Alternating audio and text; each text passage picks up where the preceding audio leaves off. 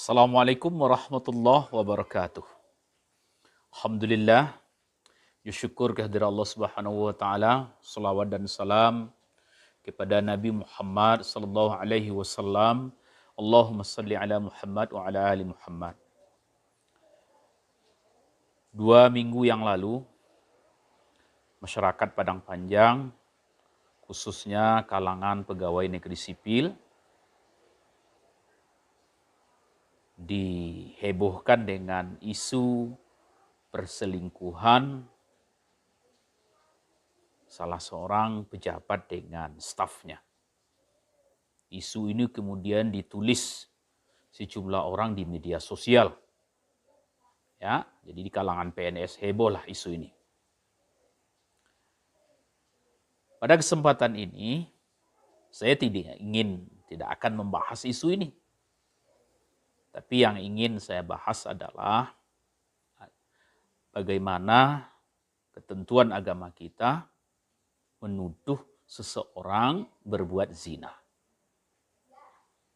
Menuduh seseorang berbuat zina ini bukan perkara ringan, ini adalah sesuatu yang berat. Karena zina itu adalah perbuatan tercela dan dosa besar. Nah, makanya menuduh orang berzina pun termasuk sesuatu yang berat. Dalam Al-Quran, sahabat sekalian, Allah Subhanahu wa taala memberikan garisan kepada orang yang menuduh orang lain berbuat zina. Salah satunya disebutkan oleh Allah di dalam surat An-Nur, surat yang ke-24, ayat yang keempat.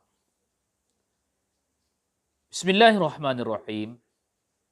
Walladzina yarmunal muhsanati thumma lam ya'tu bi arba'ati syuhada fajliduhum thamanina jaldatan wa la taqbalu lahum syahadatan abada wa ulaika humul fasiqun.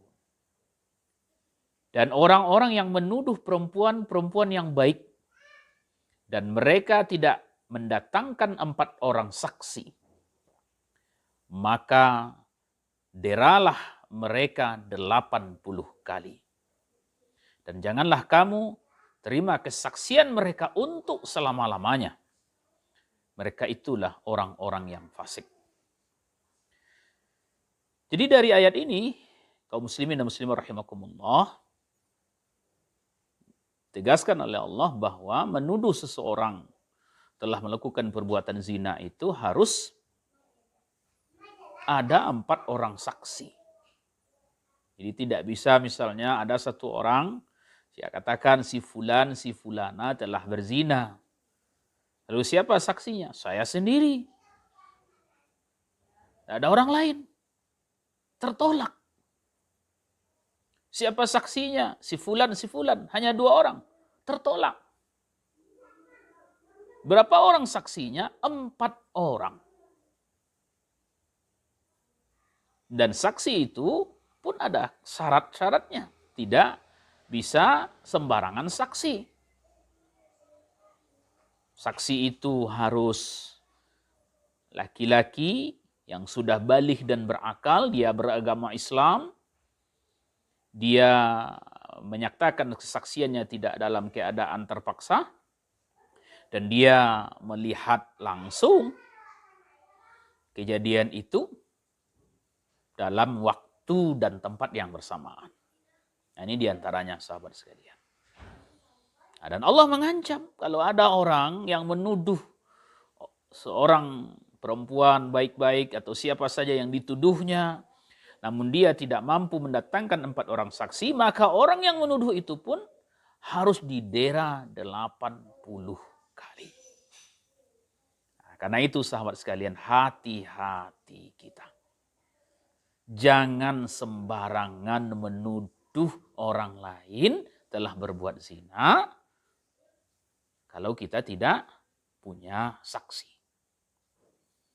Saya tidak bermaksud untuk melindungi, membela perbuatan zina. Saya justru ingin menegaskan pula bahwa Jangan sekali-kali pernah mendekatinya. Wala taqrabuz zina innahu kana fahisyah. Jangan sekali-kali mendekati zina, siapa saja. Bukan hanya pegawai negeri sipil, siapa saja. Ya, jangan pernah lakukan itu. Tapi sebaliknya, jangan mudah pula, sembarangan pula kita menuduh seseorang telah melakukan zina. Karena itu, kaum muslimin dan muslimah rahimakumullah, kalau ada misalnya kita melihat gerak-gerik, tindak tanduk seseorang yang kemudian mencurigakan, yang kita anggap hal ini, maka jangan membuktikan sendiri. Carilah orang-orang yang pantas menjadi saksi. Selama belum bisa dibuktikan, jangan kemudian diumbar kemana-mana.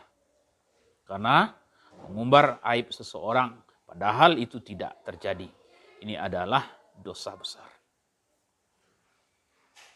Apalagi, sahabat sekalian, kita kadang hanya mendengar dari orang lain, kemudian kita tulis pula di Facebook, kita tulis pula di media sosial. Seakan-akan kita melihat, seakan-akan kita tahu, padahal hanya mendengar cerita orang lain. Menuduh orang berzina itu lebih berat daripada menuduh orang mencuri. Menuduh orang korupsi, lain sebagainya, kejahatan lainnya. Kenapa demikian? Karena ya, zina tadi seperti yang kami katakan, ini berat. Bagi orang yang sudah menikah, lalu terbukti dia berzina, dia dirajam. Bagi yang belum menikah, dia dicambuk, didera sebanyak 100 kali. Berat hukumannya.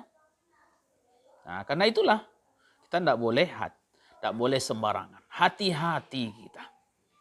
Ya, hati-hati. Dan kalau kita tidak tahu, jangan ikut-ikutan kita mengomentari, apalagi sampai menulis di media sosial. Ya, inilah mudah-mudahan apa yang kami sampaikan ini menjadi perhatian kita semua. Tidak gampang kita ketika itu adalah aib, ketika itu adalah perbuatan tercela, kita spontan saja. Padahal kita tidak cek and recheck dan kita tidak punya saksi-saksi yang menguatkan tentang hal itu. Sekian saja. Banyak maaf. Assalamualaikum warahmatullahi wabarakatuh.